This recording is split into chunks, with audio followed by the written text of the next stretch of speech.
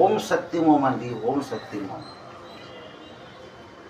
స్వర్గంలో ఉన్న మాటలు మనిషితో YouTube channel mother India channel అమ్మ కనకదుర్గమ్మ ఛానల్ నీతో నాతో మన అందరితో మాట్లాడుతున్నాం. ఓం శక్తిమోం. మన హిందుస్థాన్లో హిందువులు ఉన్నాము, క్రిస్టియన్స్ ఉన్నాము, ముస్లిమ్స్లు ఉన్నాము, సిక్ పంజాబ్లు ఉన్నాము. అవునా కదండి?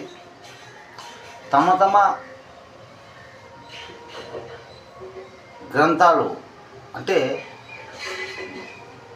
భాగవత రామాయణం హిందువులు చదువుతున్నారు ఏమండి, బైబిల్స్ పాస్టర్లు చదువుతారు, ఖురాన్ మొహమ్మదీన్ ముస్లింలు చదువుతారు, ముల్లాదీస్. ఆ సిక్ గ్రంథులు పంజాబ్ సిక్కులు చదువుతున్నారు, బాగానే చదువుతున్నారు, చక్కచక్క చదువుతున్నారు, పాటలు బాగానే పాడుతున్నారు,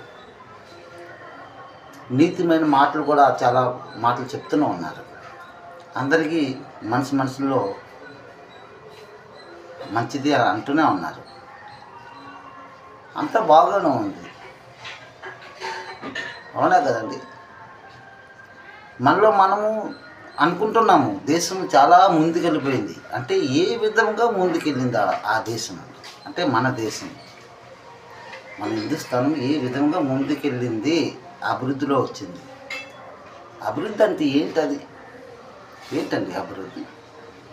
అంటే ఈ హిందుస్థాన్లో భూమి తవ్వేసి మట్టి తీసి మెట్రో ట్రైన్ నడిపించేసి రాగి చెట్లు, మర్రి చెట్లు, కొబ్బరి చెట్లు, ఏంటి తాడి చెట్లు అన్నీ మనము నరికేస్తే అది అభివృద్ధి. అది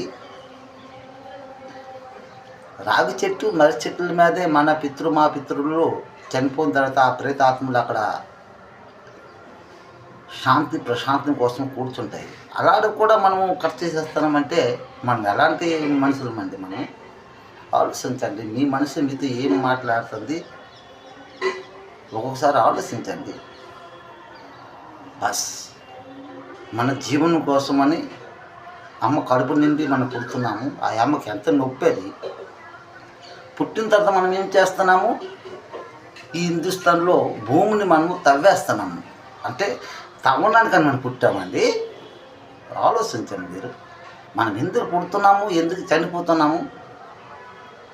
ఎవరికి ఆలోచన వస్తుందా అంటే వస్తుందా రాదా? ఇది కమాల్ స్వర్గంలో ఉన్న మాటలండి.